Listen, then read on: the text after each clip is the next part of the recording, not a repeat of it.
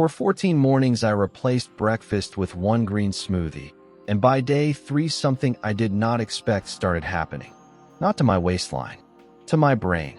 Around 2 in the afternoon, the part of the day where I usually go looking for something sweet like it is a job I never applied for, the pull just was not there. I sat at my desk and waited for it. It did not come. That was the first time I thought, wait, is this thing actually doing something? Let me back up, because I did not start this as some wellness person. I started it annoyed. I was tired of the same loop. Wake up, grab whatever was fast, usually toast or a cereal that turns to sugar the second it hits your mouth. Feel fine for an hour, then hit a wall by mid-morning. Foggy, snappy, reaching for coffee number 3 and a granola bar that I knew was basically a candy bar wearing a costume. I was doing everything I was supposed to be doing and still felt like my energy had a slow leak in it all day. So I picked something small. One thing. Breakfast. For 2 weeks. One green smoothie every morning, no exceptions, and I would just pay attention and see what happened. The first 3 mornings were not glamorous. I want to be honest about that because everybody skips this part. Morning 1. I stood in my kitchen at 6:40, half asleep, throwing a fistful of spinach and half a banana and some frozen mango into a blender that sounded like a small aircraft taking off. My partner made a face. The smoothie was fine. Not amazing. A little grassy at the edges. And an hour later I was hungry. Genuinely hungry. The kind where you start eyeing the pantry. My body was used to a warm, heavy, carb thing in the morning, and this cold green cup was not fooling it. Morning 2, same story. I remember thinking this is stupid. This is not enough food. I am going to quit by Friday. Here is the thing nobody tells you. Those first mornings are your body arguing with a habit, not with the food. You spent years teaching it that breakfast means a certain hit, a certain fullness, a certain spike. It is not going to unlearn that in a day. So I white-knuckled it. I added a spoon of peanut butter on day 2 because the hunger was real and I am not a martyr. And I kept going. Now, before I go further, let me answer the 2 things you are probably already thinking, because I thought them too. The first one is, but I hate the taste of greens. I get it. I used to think green smoothies were punishment in a cup. Here is what actually fixed it for me.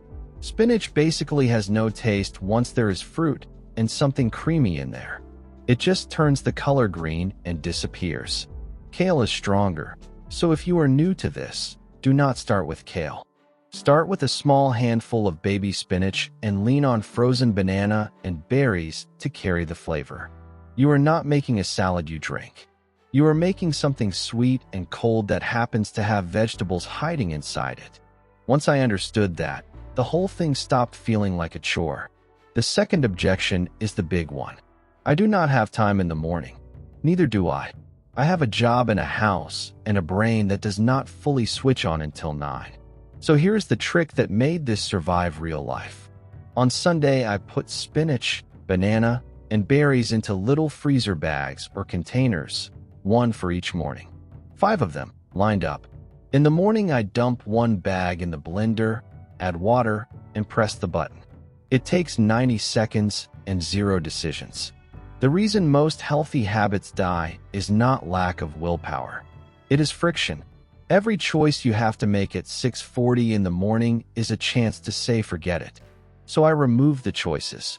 That one move, prepping ahead, is probably why I actually finished the 14 days instead of quitting on Thursday like usual.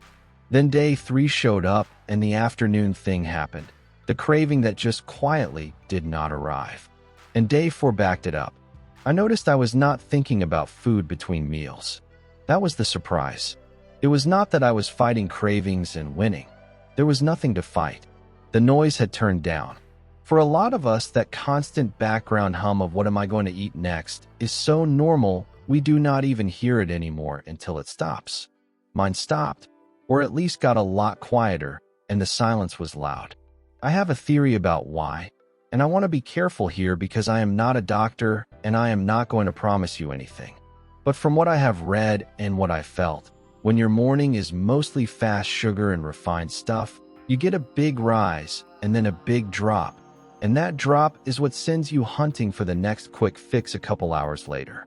A smoothie with actual greens, some fiber from the fruit, a little fat and protein tends to sit differently. It gives you something slower. Many people find that a steadier morning makes the whole rest of the day feel less like a roller coaster. That matched my experience. I am one data point, but I was the data point living inside it, so it counted to me. By the end of the first week, the mornings themselves had changed. Not the smoothie. Me. The blender did not feel like a chore anymore. I had my little routine down. Spinach or kale, whatever looked less sad in the fridge. Half a frozen banana for creaminess. A handful of frozen berries or mango. A spoon of nut butter or some seeds. Water or a splash of unsweetened almond milk. Blend, pour, drink while I answered my first emails. The whole thing took 4 minutes. And somewhere in there I stopped dreading it and started actually wanting it, which if you had told me on morning 1, I would have laughed at you. Somewhere around day 8, something happened that I did not plan for and honestly did not notice until it was over.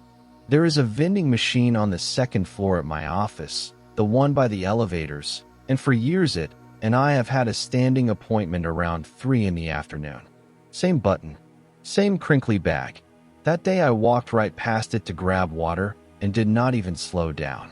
I was halfway back to my desk before I realized I had skipped it without a fight. Then, later that same week, a coworker I sit near said, offhand, "You seem less frazzled lately." She did not mean anything big by it, but it stuck with me because I had not told anybody I was doing this. Something in how I was showing up in the afternoons had shifted enough that a person who barely pays attention picked up on it. The second week is where it got genuinely interesting because it stopped being an experiment and became just a thing I do. That is the part that matters. Anybody can do something hard for 3 days on willpower. Willpower is a terrible long-term plan. It runs out right when you need it. But by week 2, I was not using willpower at all. The smoothie was just breakfast now. The way brushing your teeth is not a decision. It is just what happens. And the effects that showed up early got a little more solid. The afternoon crash, the 2:30 flatline where I used to feel like someone unplugged me, was softer. Not gone every single day. I am not going to pretend it was magic. Some days I slept badly or ate junk at lunch and paid for it. But on the days I had my smoothie and a decent lunch, the drop was gentler. I would notice 3 in the afternoon come and go and realize I had not reached for anything. My mood was steadier too, and I think a big part of that is just not riding the sugar wave up and down all morning. When your blood sugar is on a roller coaster, your mood tends to ride along with it. Level out the mornings and a lot of the small irritability, the snapping at nothing, tends to ease off. That was true for me. I noticed something about my evenings too, and this one I really did not see coming. I am a night snacker, always have been. That 9 o'clock, standing in front of the open fridge, not even hungry, just wanting something, that used to be a nightly thing. During the second week, that urge got quieter. I am not going to tell you it vanished, because that would be a lie, and some evenings I still ended up with a handful of something in front of the TV. But many people find that when the mornings and afternoons are steadier, the evenings stop feeling so out of control, and for me it tended to go that way. The after-dinner hunt for a snack lost some of its grip. I would think about it, notice I was not actually hungry, and just let it go.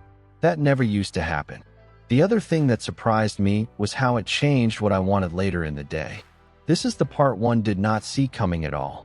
Because I started my morning with something that actually had vegetables in it, I found myself making slightly better calls at lunch and dinner without trying. It is like the first good decision made the next one easier. One small win at 6:40 in the morning set a tone. I am not saying I turned into a health saint. I still had pizza. I still had chocolate. But the desperate, gotta have it right now feeling around food quieted down, and when the desperation goes, the choices get easier on their own. 2 weeks in, if I am totally honest about what actually changed, it was not one dramatic thing. It was a bunch of small things that add up. Mornings that felt calmer instead of frantic. Afternoons that did not fall off a cliff. Cravings that stopped running the show. A little more evenness in my mood. And a weird, quiet confidence that came from proving to myself that I could pick one small habit and actually hold it. That last one might be the real prize. Not the smoothie.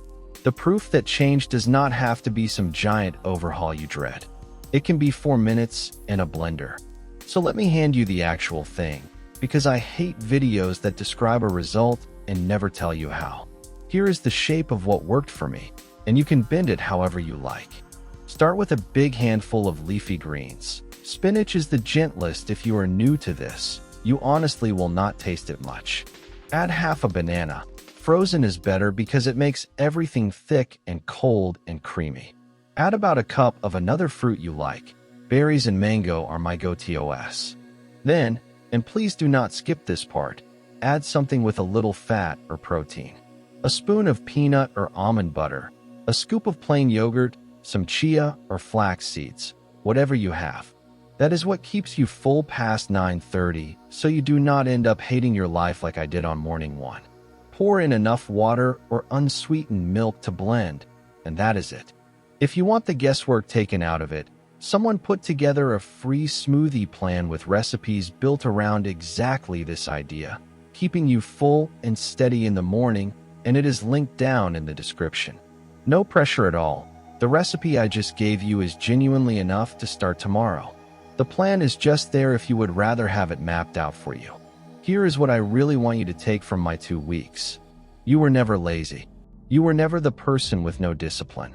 You were just running on mornings that set you up to crash and then blaming yourself for crashing. Change the morning and a lot of the rest gets easier. Not because you finally found willpower, but because you stopped needing so much of it. Pick one small thing. Give it 2 weeks. Pay attention. You might be surprised, the way I was, by how quickly your own body meets you halfway.